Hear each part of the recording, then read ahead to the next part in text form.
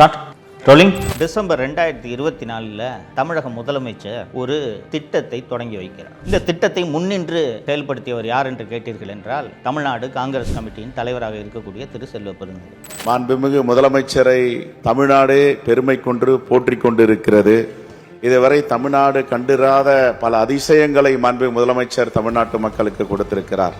டிக்கி என்ற ஒரு தனியார் நிறுவனத்தை தேர்ந்தெடுக்கிறார்கள். Dalit Indian chamber of commerce and industry தான் அந்த டிக்கி என்ற அந்த நிறுவனத்தோட விரிவாக்கம்.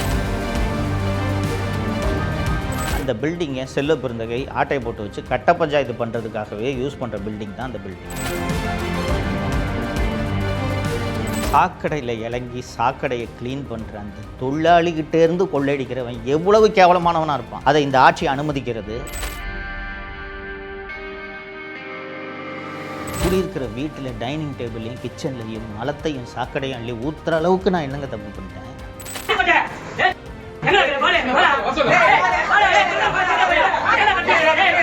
தமிழ் பெருங்குடி மக்கள் அத்தனை பேருக்கும் வணக்கம்.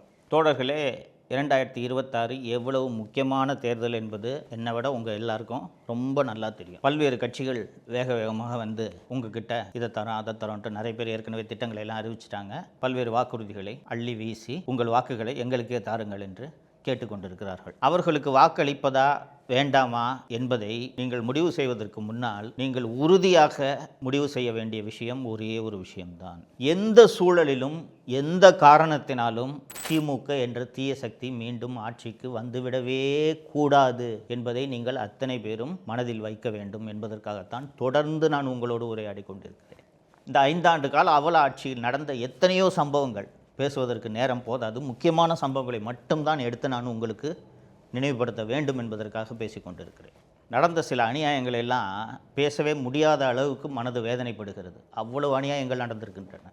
தோழர்களே, டிசம்பர் 2024 தமிழக முதலமைச்சர் ஒரு திட்டத்தை தொடங்கி வைக்கிறார்.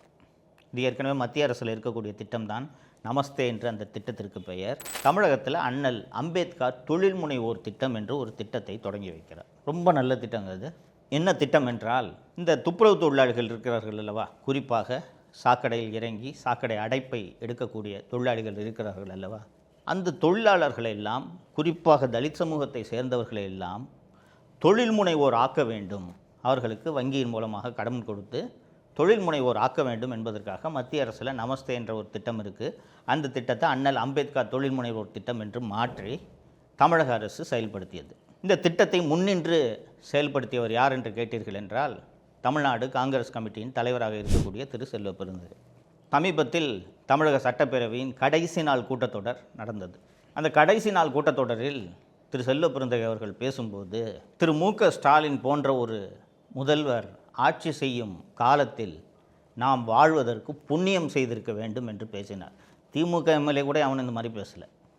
ஆனால் செல்வ பெருந்தகை இப்படி பேசினார். மாண்புமிகு முதலமைச்சரை தமிழ்நாடே பெருமை கொண்டு போற்றிக் கொண்டிருக்கிறது.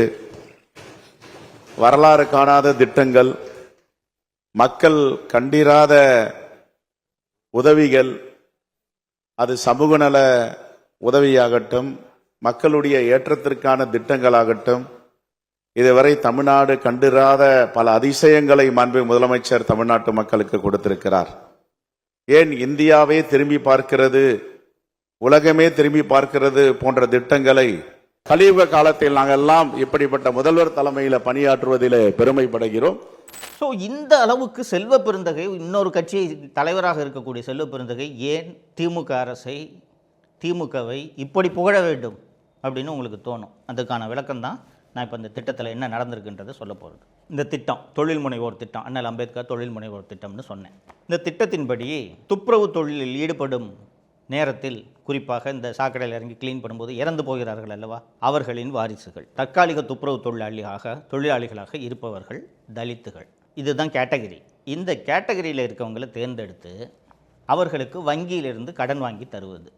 எதற்காக கடன் என்று கேட்டீர்கள் என்றால், சாலையில் நீங்கள் போகும்போது பார்த்துருப்பீங்க, அந்த ட்ரைனேஜ் மேனுவல் இருக்கும் இல்லைங்களா, ட்ரைனேஜ் ஹோல் இருக்கும் இல்லைங்களா, அந்த ஹோலுக்கு மேலே ஒரு வண்டியை நிப்பாட்டி அந்த வண்டி அதை உள்ளே இருக்கக்கூடிய அந்த அடைப்பை எடுக்கும். இது இந்த வாகனம், துப்புரவு வாகனம். இந்த வாகனத்தை சென்னை குடிநீர் மற்றும் கழிவுநீர் அகற்று வாரியம் சொந்தமாகவும் வைத்திருக்கிறது, வாடகைக்கும் எடுத்து வேலைகளை செய்கிறது. எங்கெங்கெல்லாம் இந்த கால்வாய் அடைப்பு ஏற்படுகிறதோ அங்கே இந்த வாகனம் பயன்படுத்தப்படும். தனியாரிடமிருந்து வாடகைக்கு எடுத்தால் அந்த சென்னை மெட்ரோ வாட்டர் நிறுவனம் அதற்கான பணத்தை கொடுத்துரும். இப்போ இந்த நான் அந்த 3 கேட்டகரி சொன்னேன்ல, தொழிலாளிகளின் இறந்து போன வாரிசுகள், தலித்துகள், துப்புரவு தொழிலாளிகள், இவங்களை இந்த கேட்டகரி சொன்னேன்ல, இவர்களில் ஒரு 250 பேர் 300 பேரை தேர்ந்தெடுத்து அவர்கள் அத்தனை பேருக்கும் தேசியமயமாக்கப்பட்ட வங்கிகளிலிருந்து கடன் வாங்கி தருவது. கிட்டத்தட்ட அவங்க கையிலேருந்து எதுவுமே போட வேண்டியதில்லைன்னு வச்சுக்கோங்க.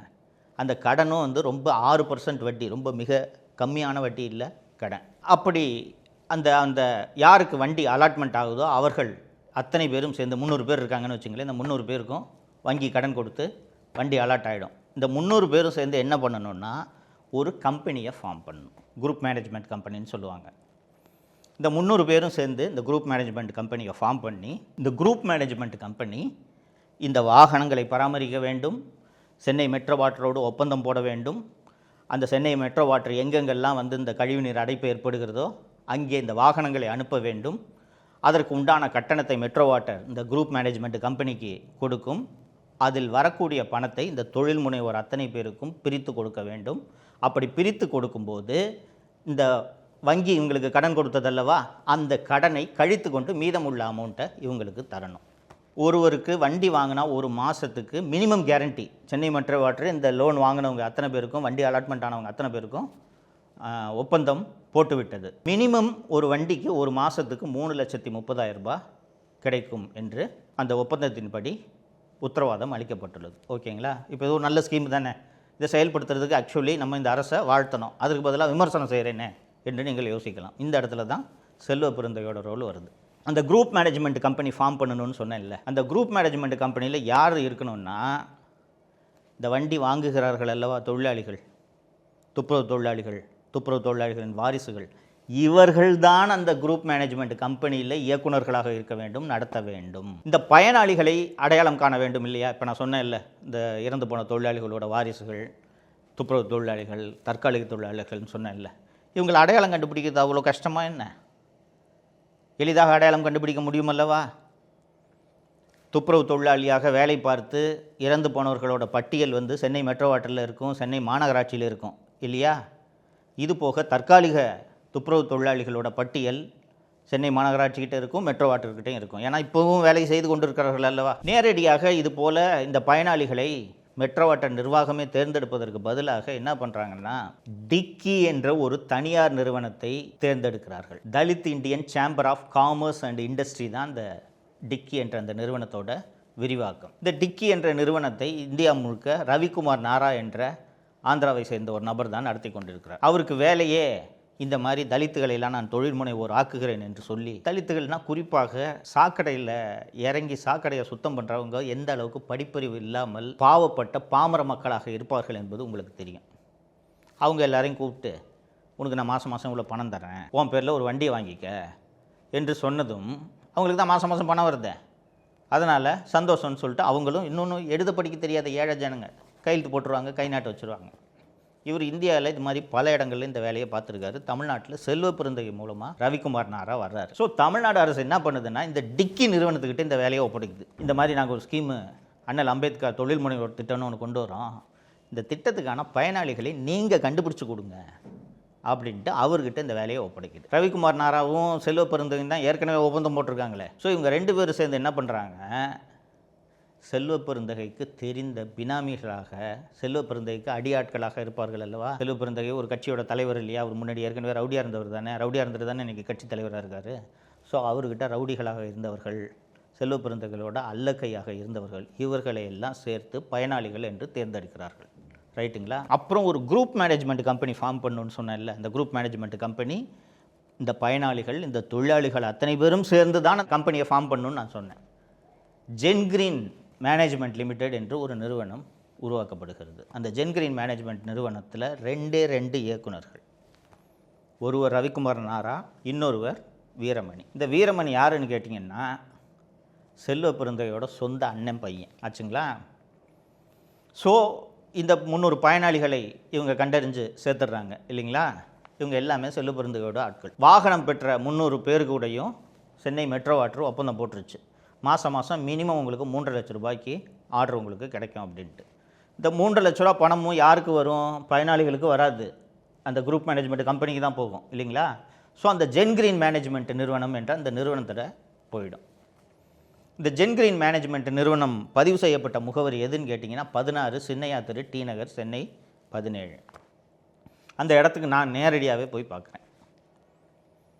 அந்த 16 சின்னையா தெரு முகவரி எந்த முகவரின்னு கேட்டிங்கன்னா, அது யாரும் கிளைம் இல்லாத ஒரு டிஸ்பியூட்டட் ப்ராப்பர்ட்டி. ஓகேங்களா? கோர்ட் லிட்டிகேஷன்லாம் இருக்க ப்ராப்பர்ட்டி, கிட்டத்தட்ட பழைய ப்ராப்பர்ட்டி அது. அந்த பில்டிங்கை செல்வ பெருந்தகை ஆட்டை போட்டு வச்சு கட்ட பஞ்சாயத்து பண்ணுறதுக்காகவே யூஸ் பண்ணுற பில்டிங் தான் அந்த பில்டிங்.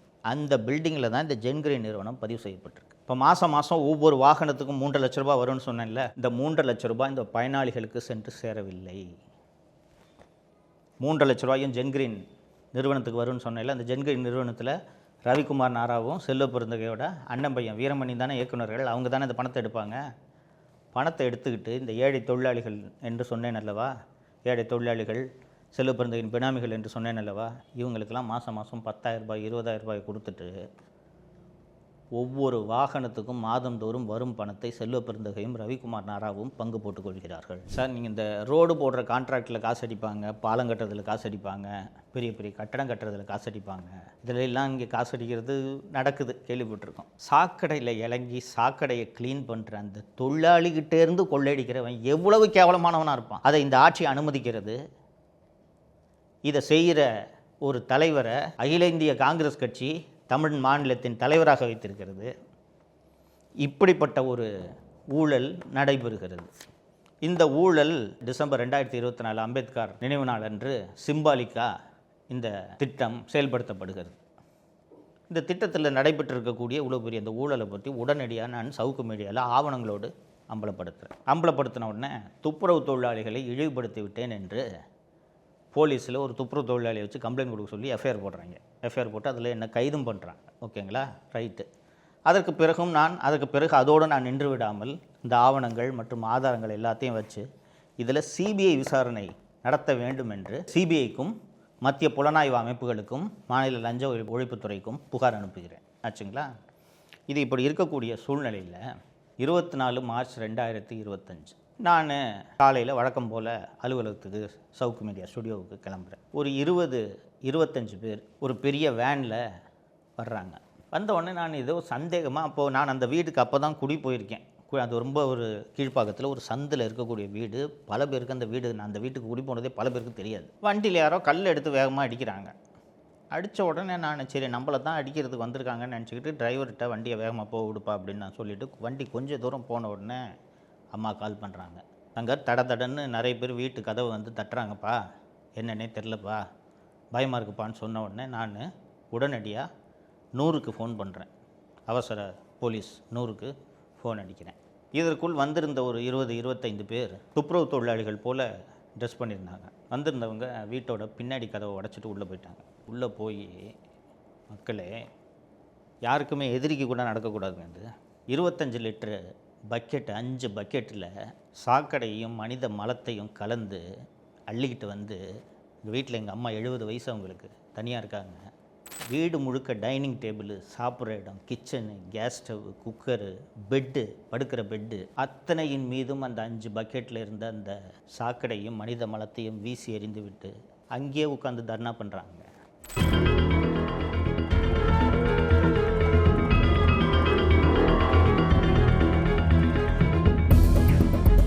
நான் மீண்டும் காவல்துறையை அழைக்கிறேன். எனக்கு தெரிந்த அதிகாரிகளிடம் ஃபோன் பண்ணி சொல்கிறேன், சார் இந்த மாதிரி சார் வீட்டில் அம்மா 70 வயசு தனியாக இருக்காங்க சார், இப்படி அட்டாக் நடக்குது சார் அப்படின்னு சொல்கிறேன்.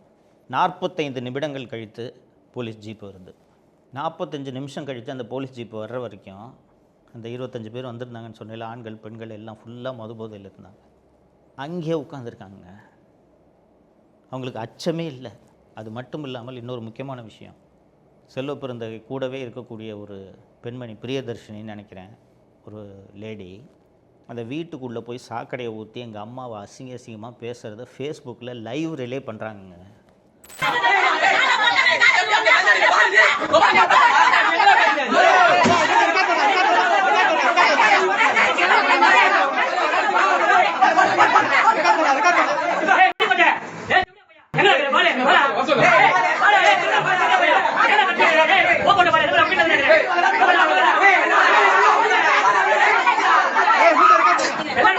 எங்கேயாவது நடக்குமா நாட்டில்? ஒரு ஜனநாயக நாட்டில் இது நடக்குமா? 70 வயசு எங்கள் அம்மாவுக்கு ஒத்தால நின்று சுற்றி 15-20 பேர் அசிங்கமாக எதுக்கு இந்த ஊழலை நான் அம்பலப்படுத்திட்டேன்னா, அதாவது இந்த தொழிலாளிகளுக்கெல்லாம் வண்டி கிடைக்கிறத நான் தடுத்துட்டேன்னா, நான் ஊழலை வெளிக்கொண்டு வந்து நியாயமானவர்களுக்கு இந்த வாகனம் கிடைக்க வேண்டும், செல்வப்பெருந்தகைக்கு தெரிந்தவர்களுக்கு கிடைக்கக்கூடாதுன்றதுக்காக நான் போராடி புகார் கொடுத்து இந்த செய்தியை வெளியிட்டால், இதனால் பாதிக்கப்பட்ட செல்வப்பெருந்தகை மற்றும் கூட சேகர்பாபுவும் சேர்ந்து இந்த ஆட்களையெல்லாம் ஏற்பாடு பண்ணது அமைச்சர் சேகர்பாபு. தோழர்களே, 45 நிமிஷம் கழித்து போலீஸ் வருது, அங்கேயே உட்காந்துருக்காங்க. 2 போலீஸ், ஒரு சப் இன்ஸ்பெக்டர் இன்னொரு கான்ஸ்டபிள் மட்டும் வந்திருக்காங்க. போலீஸ் என்னை வந்து உடனடியாக வந்துடாதீங்க சார், அவங்கெல்லாம் போகல இன்னும் சொல்கிறாங்க. போலீஸை பார்த்தீங்களா? 5 நிமிஷம் ஆகுமா அடிஷனலாக போலீஸ் ஃபோர்ஸை வர வச்சு அவங்களெல்லாம் விரட்டுறதுக்கு? வீட்டு வாசல்லே அவ்வளோ பேர் 20 பேர் அங்கேயே உட்காந்துருக்காங்க. இந்த நேரத்தில் நான் மறக்காமல் எதிர்க்கட்சி தலைவர் திரு எடப்பாடி பழனிசாமி அவர்களை நன்றியோடு நினைவு கூறுகிறேன். 5 முறை பேசினார், சட்டப்பேரவையில் பேசினார், பத்திரிகையாளர் சந்திப்பில் அவ்வளவு கோவப்பட்டார். இது என்னங்க, இல்லை இது ஒன்றும் பெரிய விஷயம் இல்லைன்ட்டு துரைமுருகன் சொல்கிறாருன்னு சொல்கிறதுக்கு அவங்க வீட்டில் ஊற்றுனா சும்மா இருப்பாங்களா அப்படின்னு அவர் வீட்டில் ஊற்றுனது போல் கோவப்பட்டார். நண்பர்களே, ஃபேஸ்புக்கில் லைவ் போட்டுட்டு பண்ணுறாங்கன்னா காவல்துறையின் ஆதரவு இல்லாமல் இது நடந்திருக்க முடியுமா?